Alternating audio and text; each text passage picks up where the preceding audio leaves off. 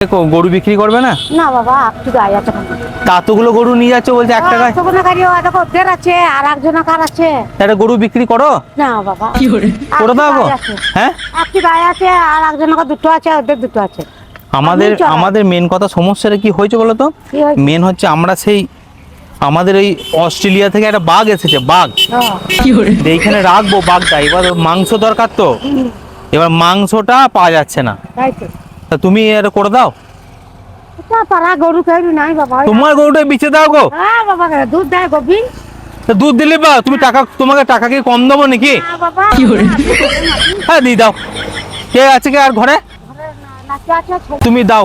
না বাবা, তুমি আর কি করো না? কথা দিতে পারতাম না। তুমি আর কি করো না? আমার গায়ে গোবিন। তাহলে বা গোবিন না না, হ্যাঁ দুধই দেবে, 2 কেজি 3 কেজি দুধ দেবে। আরে বাবা, তুমি লাখ টাকা পাবে। না ও সিংহটার নাম জানো কি? সিংহটার নাম ভোদর। তুমি পয়সাটা পয়সা নেবো না বাবা।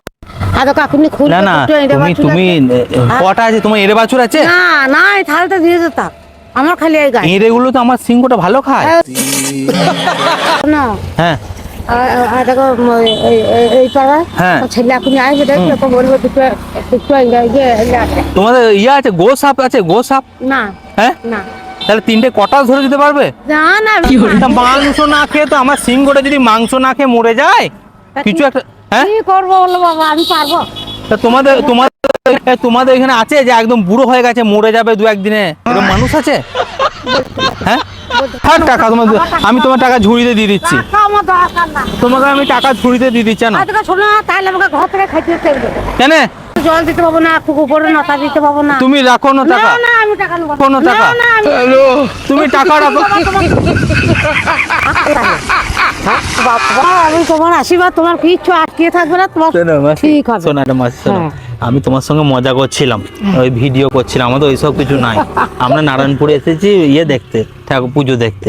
তা কি করে জানবো তোমার বাবা? সঙ্গে মজা করলাম, কিছু মনে করো নাই তো? দেখো আমার ছেলে ওই সুশান্ত বেশ কিছু বললো।